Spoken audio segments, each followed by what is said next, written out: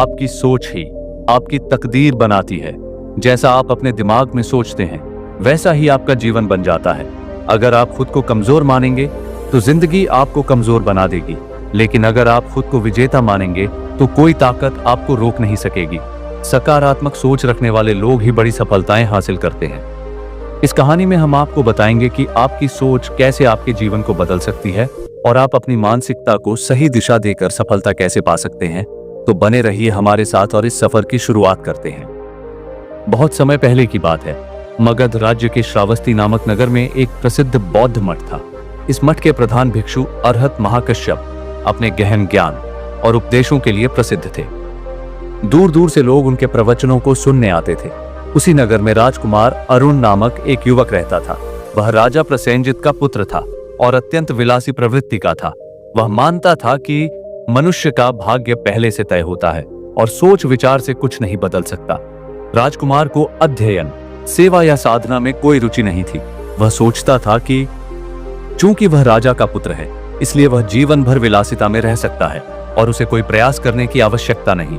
उसके पिता ने कई बार उसे समझाया, बेटा, तुम्हारे विचार ही तुम्हारे भविष्य का निर्माण करते हैं। अगर तुम सोचते रहोगे कि तुम्हें कुछ नहीं करना तो तुम कभी महान नहीं बन पाओगे। लेकिन अरुण ने इसे नजरअंदाज कर दिया। एक दिन राजा प्रसेनजित राजकुमार अरुण को लेकर अरहत महाकश्यप के पास पहुंचे और बोले, भगवान, मेरा पुत्र यह मानता है कि उसकी सोच का जीवन पर कोई प्रभाव नहीं पड़ता। कृपया इसे सन्मार्ग पर लाने का उपाय करें। महाकश्यप मुस्कुराए और बोले, राजकुमार, तुम्हारी सोच ही तुम्हारा भविष्य तय करती है। यदि तुम सोचते हो कि तुम कुछ नहीं कर सकते तो तुम सचमुच कुछ नहीं कर पाओगे। यदि तुम सोचते हो कि तुम महान बन सकते हो तो तुम सचमुच महान बन सकते हो। अरुण ने हंसते हुए कहा, गुरुदेव, यह कैसे संभव है? केवल सोचने से कोई व्यक्ति शक्तिशाली, बुद्धिमान या समृद्ध नहीं बन सकता। महाकश्यप ने उत्तर दिया, वत्स, मैं तुम्हें एक कहानी सुनाता हूं जिससे तुम्हें यह सत्य समझ आएगा। बहुत समय पहले श्रावस्ती में दो भाई रहते थे, सत्यजीत और अलसक। उनके माता पिता का देहांत हो गया था और उन्हें अपनी आजीविका स्वयं चलानी थी। सत्यजीत ने सोचा, मैं कठिन परिश्रम करूंगा, ईमानदारी से अपना जीवन बनाऊंगा और एक दिन महान व्यक्ति बनूंगा। अलसक ने सोचा, मेरे भाग्य में जो होगा वही मिलेगा, मेहनत करने से कुछ नहीं बदल सकता। सत्यजीत ने अपने विचारों के अनुसार कार्य किया। वह दिन रात मेहनत करता, व्यापार सीखता और ईमानदारी से अपने ग्राहकों की सेवा करता। धीरे धीरे वह सफल बन गया और नगर का सबसे धनी और सम्मानित व्यापारी बन गया। दूसरी ओर अलसक अपने विचारों के अनुसार आलसी बना रहा। उसने कभी कुछ नया सीखने या परिश्रम करने की कोशिश नहीं की। कुछ वर्षों में वह निर्धन हो गया और दूसरों की दया पर निर्भर रहने लगा। अंततः सत्यजीत एक विद्वान और महान व्यक्ति बना, जबकि अलसक एक भिखारी की तरह मर गया। राजकुमार अरुण ने यह कथा सुनी और गहन विचार में पड़ गया। उसने महाकश्यप से कहा, गुरुदेव, अब मैं समझ गया कि हमारे विचार ही हमारे जीवन को आकार देते हैं। यदि मैं स्वयं को शक्तिशाली, बुद्धिमान और योग्य मानूंगा तो मैं सचमुच ऐसा बन सकता हूं। महाकश्यप ने आशीर्वाद दिया और कहा, वत्स, यदि तुम अपने विचारों को नियंत्रित कर लोगे तो तुम अपने भाग्य के निर्माता स्वयं बन जाओगे। जैसे बीज बोओगे वैसा ही फल पाओगे। उस दिन के बाद राजकुमार अरुण ने अपनी सोच को बदला। उसने अध्ययन, परिश्रम और सेवा का मार्ग अपनाया। कुछ वर्षों में वह एक न्यायप्रिय, बुद्धिमान और शक्तिशाली राजा बना। इस प्राचीन बौद्ध कथा से हमें यह सीख मिलती है कि जैसा सोचोगे वैसा बनोगे। हमारे विचार ही हमारे जीवन का निर्माण करते हैं। यदि हम सकारात्मक, आत्मनिर्भर और परिश्रमी सोच रखेंगे तो हम महान बन सकते हैं। लेकिन यदि हम नकारात्मक और आलसी सोच रखेंगे तो हमारा जीवन असफल हो जाएगा। इस दुनिया में अपना कोई नहीं होता। यह बात सुनने में कड़वी जरूर लगती है, लेकिन सच्चाई से कोई भाग नहीं सकता। जब तक आपके पास पैसा, ताकत और रुतबा होता है, लोग आपके साथ होते हैं।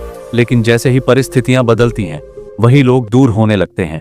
जिंदगी का यही कड़वा सच है कि इस सफर में आपको अकेले ही चलना पड़ता है। भरोसा करें, लेकिन अपनी ताकत पर, क्योंकि अंत में वही आपके साथ रहेगी।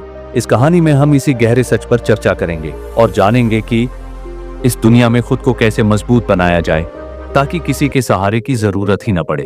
तो जुड़े रहिए हमारे साथ और इस सफर की शुरुआत करते हैं। बहुत समय पहले की बात है। प्राचीन भारत में मगध राज्य के एक छोटे से गांव में अर्हत बुद्धिसेन नाम के एक बौद्ध भिक्षु रहते थे। वे अत्यंत ज्ञानी, शांतचित्त और करुणावान थे। उन्होंने अपना पूरा जीवन गौतम बुद्ध की शिक्षाओं का प्रचार करने और लोगों को दुखों से मुक्त करने में समर्पित कर दिया था। बचपन में उनका नाम सिद्धार्थ था। वे एक समृद्ध व्यापारी के पुत्र थे और उनके पास हर प्रकार की सुख सुविधाएं थीं। उनके माता पिता उन्हें अत्यंत प्रेम करते थे और उनके मित्रों का भी एक बड़ा समूह था। एक दिन सिद्धार्थ के जीवन में एक बड़ी घटना घटी। उनके पिता के व्यापार में भारी नुकसान हुआ और कुछ ही महीनों में उनका पूरा परिवार आरण के बोझ तले दब गया। धीरे धीरे उनके रिश्तेदारों और मित्रों ने उनसे मुंह मोड़ लिया। जो लोग कभी उनके साथ हंसते खेलते थे, वे अब उन्हें पहचानने से भी इनकार कर रहे थे। सिद्धार्थ को गहरा आघात पहुंचा। उन्होंने सोचा, क्या यही संसार का नियम है? जब तक पास में धन और वैभव था, तब तक सब अपने थे। अब जब मैं विपत्ति में हूं, तो कोई भी मेरी सहायता के लिए नहीं आया। वे इस प्रश्न का उत्तर ढूंढने के लिए एक बौद्ध मठ में गए और वहां उन्होंने बौद्ध धर्म की शिक्षा लेनी शुरू की। कुछ वर्षों में वे अर्हत बुद्धिसेन बन गए, एक महान संत जो सत्य की खोज में लगा रहता था। बुद्धिसेन ने अपने गुरु से पूछा, गुरुदेव, संसार में क्या कोई वास्तव में किसी का अपना होता है? उनके गुरु ने उत्तर दिया, इस प्रश्न का उत्तर तुम्हें स्वयं खोजना होगा। जीवन तुम्हें इसका उत्तर देगा।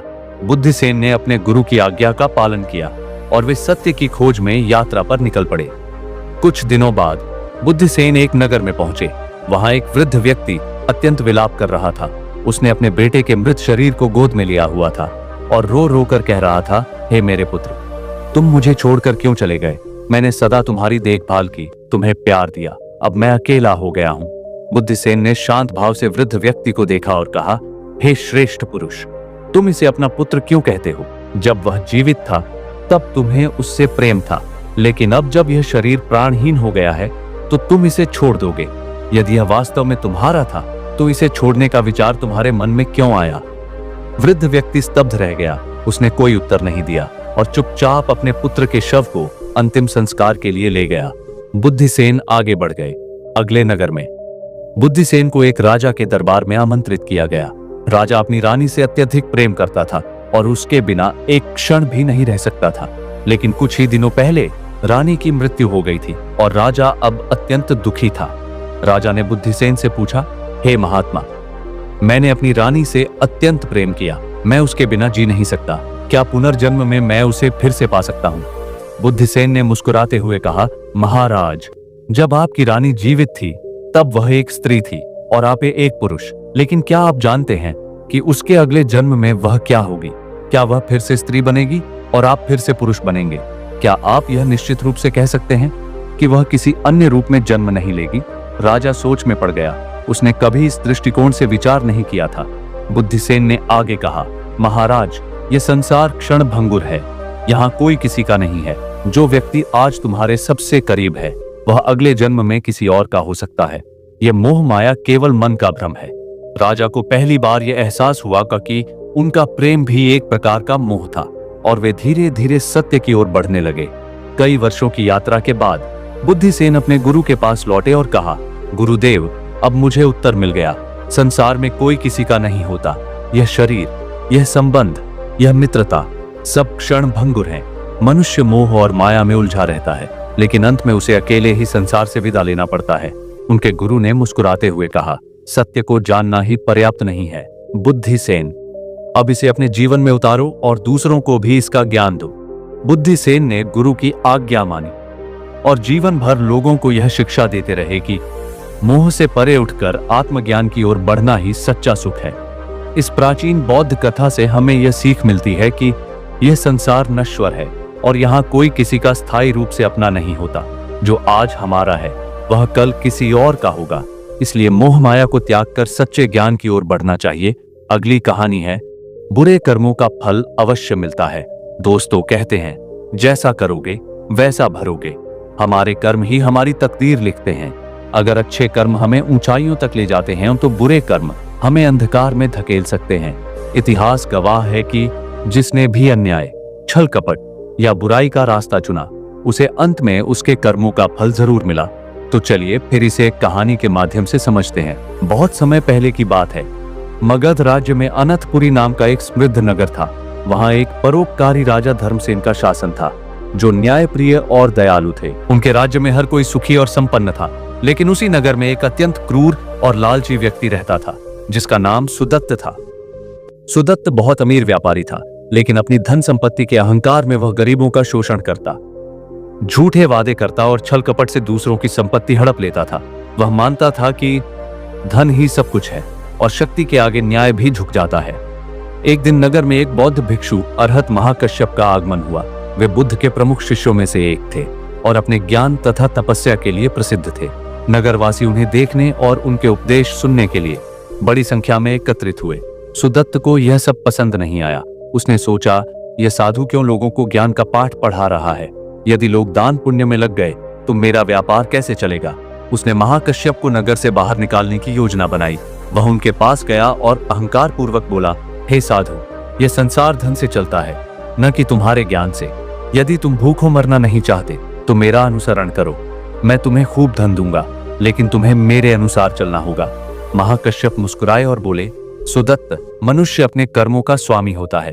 अच्छे कर्म उसे सुख और शांति देते हैं और बुरे कर्म उसे अनिवार्य रूप से दुख में डालते हैं। सुदत्त हंसा और बोला, मैंने जीवन में न जाने कितने छल कपट किए हैं, कितने गरीबों को ठगा है, लेकिन देखो मैं अब भी सुखी और समृद्ध हूँ। तुम्हारे कर्म के नियम मेरी दौलत के आगे कुछ भी नहीं है। महाकश्यप ने उत्तर दिया, सुदत्त, कर्मों का फल तुरंत नहीं मिलता, लेकिन जब मिलता है तो अवश्य भोगना पड़ता है। समय आने दो, तुम्हें स्वयं इसका अनुभव होगा। समय बीतता गया। सुदत्त का व्यापार और भी बढ़ता गया, लेकिन उसके बुरे कर्म भी बढ़ते गए।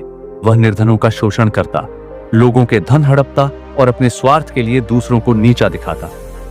एक दिन नगर में भयंकर महामारी फैल गई। बहुत से लोग बीमार पड़ गए और मरने लगे। राजा धर्मसेन ने नगर में सहायता अभियान चलाया, लेकिन सुदत्त ने अपनी दौलत बचाने के लिए किसी की भी सहायता करने से मना कर दिया। अंततः सुदत्त स्वयं भी बीमार पड़ गया। उसने अपने सभी मित्रों और सेवकों को बुलाया, लेकिन कोई भी उसकी सहायता के लिए नहीं आया। जिन लोगों को उसने छल से लूटा था, वे अब उसे देखना भी नहीं चाहते थे। जब वह मृत्युशैया पर पड़ा था, तब उसे महाकश्यप की बातें याद आईं। उसने सोचा, मैंने जीवन भर लोगों के साथ अन्याय किया और अब जब मुझे सहायता की सबसे अधिक आवश्यकता है, तो कोई भी मेरा अपना नहीं है। सुदत्त की मृत्यु के बाद उसका पुनर्जन्म एक निर्धन किसान के घर में हुआ। इस जन्म में वह अत्यंत दयनीय स्थिति में था, भूखा, प्यासा और कर्ज में डूबा हुआ। उसने दिन रात मेहनत की, लेकिन फिर भी उसे सुख नहीं मिला। एक दिन जब वह जंगल में लकड़ियां काट रहा था, तो उसकी भेंट फिर से महाकश्यप से हुई, जो अब भी जीवित थे और अपनी साधना में लीन थे। सुदत्त ने महाकश्यप को देखते ही उनके चरणों में गिरकर रोते हुए कहा, महात्मन, मुझे क्षमा करें। अब मुझे समझ आ गया है कि कर्मों का फल अवश्य मिलता है। मैंने पिछले जन्म में जो किया, उसका फल इस जन्म में भोग रहा हूं। महाकश्यप ने उसे आशीर्वाद दिया और कहा, पुत्र, तुमने सत्य को जान लिया है, अब भी देर नहीं हुई है। अच्छे कर्मों का मार्ग अपनाओ और धीरे धीरे तुम्हारे दुख समाप्त हो जाएंगे। सुदत्त ने वही किया। उसने अपने कर्मों को शुद्ध किया, परोपकार में लग गया और सत्य की राह पर चला। धीरे धीरे उसका जीवन सुधर गया और अंत में वह भी एक महान सन्यासी बना। यह प्राचीन बौद्ध कथा हमें सिखाती है कि बुरे कर्मों का फल अवश्य मिलता है, चाहे वह इस जन्म में मिले या अगले जन्म में। व्यक्ति अपने कर्मों से ही सुख और दुख का भागी बनता है। इसलिए सदा सत्कर्म करें और दूसरों का भला करें, क्योंकि यही वास्तविक संपत्ति है। अगली कहानी है, समय की कीमत को जानो। समय किसी के लिए नहीं रुकता। जो इसे पहचान लेता है वही सफल होता है, लेकिन जो इसे यूं ही गवा देता है उसे पछतावा ही मिलता है। दोस्तों, जिंदगी में सब कुछ वापस पाया जा सकता है, लेकिन बीता हुआ समय कभी लौट कर नहीं आता। हर घड़ी, हर पल अनमोल है। जो इस सच को समझ लेता है वही अपने सपनों को हकीकत में बदल पाता है। इस कहानी में हम जानेंगे कि समय की सही कद्र कैसे करें, इसे बर्बाद करने से कैसे बचें और कैसे समय का सही उपयोग करके अपनी जिंदगी को नई ऊंचाइयों तक ले जाएं। तो जुड़े रहिए हमारे साथ और इस सफर की शुरुआत करते हैं। बहुत समय पहले की बात है।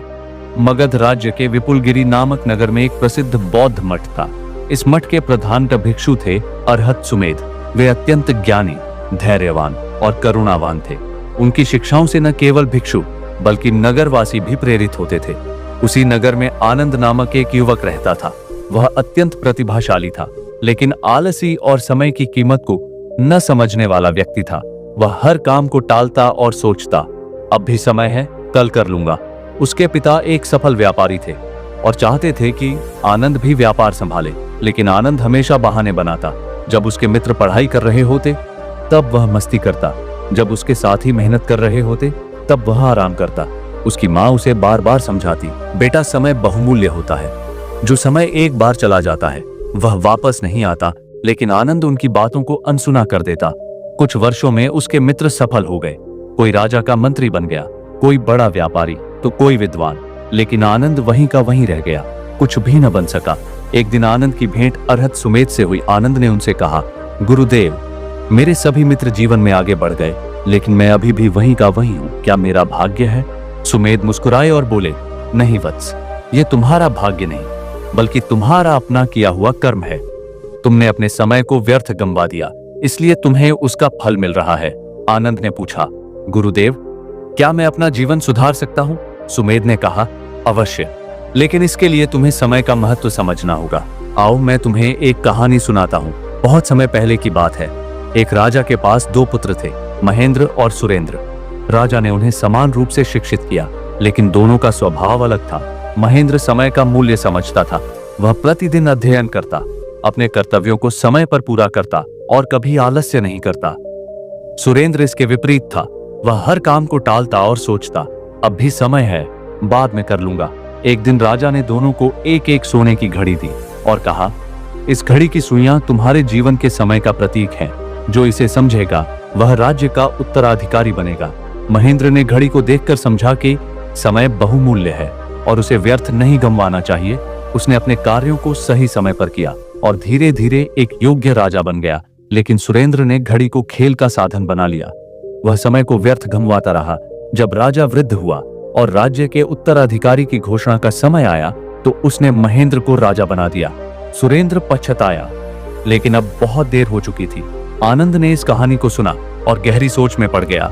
उसने सुमेध से कहा, गुरुदेव, अब मैं समझ गया कि समय ही सबसे बड़ा धन है, इसे व्यर्थ नहीं करना चाहिए। मैं अब अपना जीवन सुधारूंगा। सुमेध ने आशीर्वाद दिया और कहा, वत्स, जो समय को बचाता है, समय उसे बचाता है। यदि तुम आज से समय का सही उपयोग करोगे तो भविष्य में अवश्य सफल हो जाओगे। आनंद ने उसी दिन से अपने जीवन में परिवर्तन लाना शुरू कर दिया। उसने कठिन परिश्रम किया और कुछ वर्षों में एक सफल व्यापारी बन गया। यह प्राचीन बौद्ध कथा हमें सिखाती है कि समय सबसे अनमोल धन है। जो इसे व्यर्थ गंवाता है वह जीवन में पछताता है, और जो इसे समझदारी से उपयोग करता है वह सफलता की ऊंचाइयों तक पहुंचता है। दोस्तों, अगली कहानी है, जैसा करोगे वैसा पाओगे। कहते हैं, जैसा बीज बोओगे वैसा ही फल मिलेगा। इंसान के कर्म ही उसका भविष्य तय करते हैं। अच्छे कर्म करोगे तो अच्छा पाओगे, लेकिन अगर बुराई का रास्ता अपनाओगे तो नतीजा भी वैसा ही होगा। दोस्तों, जिंदगी एक आईना है। जो हम करते हैं वही हमें वापस मिलता है। सही रास्ता ही इंसान को सच्ची सफलता और शांति दिला सकता है। तो जुड़े रहिए हमारे साथ और इस दिलचस्प सफर की शुरुआत करते हैं। बहुत समय पहले की बात है। मगध राज्य के विशालपुर नामक नगर में एक प्रसिद्ध बौद्ध मठ था। इस मठ के प्रधान भिक्षु अरहत देवदत्त अपने ज्ञान, करुणा और सत्य उपदेशों के लिए प्रसिद्ध थे। दूर दूर से लोग उनके प्रवचनों को सुनने आते थे। इसी नगर में चंद्रसेन नामक एक धनी व्यापारी रहता था। वह लालची, क्रूर और स्वार्थी था। वह व्यापार में बेईमानी करता, गरीबों का शोषण करता और दूसरों के धन पर कब्जा जमाने में कोई कसर नहीं छोड़ता। उसकी नजर सिर्फ अपने लाभ पर रहती थी। चंद्रसेन का विश्वास था कि शक्ति और धन ही सबसे बड़ा सत्य है। कमजोर और ईमानदार लोग हमेशा गरीब रहते हैं। एक दिन नगर में सूखा पड़ा और लोग भूख से त्रस्त हो गए। राजा ने नगर के सभी धनवान व्यापारियों से अन्न और धन का दान करने का आग्रह किया ताकि जनता को राहत दी जा सके। नगर के अन्य व्यापारी तो सहयोग के लिए आगे आए, लेकिन चंद्रसेन ने मना कर दिया। उसने सोचा, अगर मैं अपना अन्न बेचूंगा तो कई गुना ज्यादा मुनाफा कमा सकता हूं। उसने अपने गोदाम के दरवाजे बंद करवा दिए और बढ़ी हुई कीमतों पर अन्न बेचना शुरू कर दिया। लोग भूख से मरने लगे, लेकिन चंद्रसेन के दिल में दया नहीं आई। अरहत देवदत्त को जब इस बात का पता चला तो वे चंद्रसेन के पास गए और बोले, वत्स, संसार में हर कर्म का फल अवश्य मिलता है। जो दूसरों के साथ अन्याय करता है उसे भविष्य में उसी प्रकार का दुख सहना पड़ता है। चंद्रसेन हंसते हुए बोला, महात्मन, यह सब कोरी बातें हैं। मैंने जीवन में कितने ही लोगों का शोषण किया, लेकिन देखिए मैं आज भी सुखी और समृद्ध हूँ। देवदत्त ने उत्तर दिया, वत्स, समय के चक्र को कोई नहीं टाल सकता। जो कर्म तुमने किए हैं उनका फल तुम्हें अवश्य मिलेगा। जब समय आएगा तुम स्वयं इसे समझोगे। समय बीतता गया। कुछ वर्षों बाद चंद्रसेन का व्यापार अचानक ठप हो गया। उसके जहाज समुद्र में डूब गए, गोदाम में आग लग गई और धीरे धीरे उसका पूरा धन नष्ट हो गया। उसके पुराने मित्रों और रिश्तेदारों ने उसका साथ छोड़ दिया। जिन गरीबों का उसने शोषण किया था वे अब उसकी मदद करने को तैयार नहीं थे। चंद्रसेन अब निर्धन हो गया, भूख प्यास से व्याकुल। वह उसी नगर में भटकने लगा जहां कभी वह सबसे धनी व्यक्ति था। कुछ वर्षों बाद उसकी मृत्यु हो गई। अगले जन्म में उसका पुनर्जन्म एक गरीब मजदूर के रूप में हुआ। इस जन्म में वह दिन रात मेहनत करता, लेकिन उसे कभी पर्याप्त भोजन नहीं मिलता। एक दिन जब वह जंगल में लकड़ियां काट रहा था तो उसकी भेंट फिर से अरहत देवदत्त से हुई, जो अब भी जीवित थे और अपनी साधना में लीन थे। चंद्रसेन ने उन्हें देखते ही पहचान लिया और रोते हुए उनके चरणों में गिर पड़ा। महात्मन, आपने सही कहा था। पिछले जन्म में मैंने निर्दयी बनकर लोगों का शोषण किया और आज मैं उसी का दंड भोग रहा हूँ। क्या अब मैं अपने पापों से मुक्त हो सकता हूँ? देवदत्त ने प्रेम पूर्वक उत्तर दिया, वत्स, अब भी देर नहीं हुई है। यदि तुम इस जन्म में अच्छे कर्म करोगे तो अगला जन्म अच्छा होगा। अपने कर्मों को सुधारो, परोपकार करो और सत्य के मार्ग पर चलो। चंद्रसेन ने वही किया। उसने अपने कर्मों को शुद्ध किया, सत्य और सेवा के मार्ग को अपनाया। धीरे धीरे उसका जीवन सुधरने लगा और अंत में वह भी एक दयालु और सफल व्यक्ति बना। इस प्राचीन बौद्ध कथा से हमें यह सीख मिलती है कि जैसा करोगे वैसा पाओगे। हर मनुष्य अपने कर्मों का भागी होता है। अगर हम बुरे कर्म करते हैं तो हमें उसका दंड अवश्य मिलता है, और यदि हम अच्छे कर्म करते हैं तो सुख और शांति हमारे जीवन में स्वतः ही आ जाते हैं। तो दोस्तों, उम्मीद है कि आज की यह जानकारी आपको पसंद आई होगी और इससे आपको कुछ नया सीखने को मिला होगा। अगर आपको यह वीडियो अच्छा लगा तो इसे लाइक करें, अपने दोस्तों के साथ शेयर करें और हमें कमेंट में बताएं कि आपको इस टॉपिक पर क्या विचार हैं। ऐसे ही और प्रेरणादायक वीडियो देखने के लिए हमारे चैनल को सब्सक्राइब करें और बेल आइकन दबाना न भूलें, ताकि हर नए वीडियो की नोटिफिकेशन आपको सबसे पहले मिले। मिलते हैं अगले वीडियो में एक और नई और दिलचस्प जानकारी के साथ। तब तक के लिए अपना ख्याल रखें, सकारात्मक सोचें और आगे बढ़ते रहें।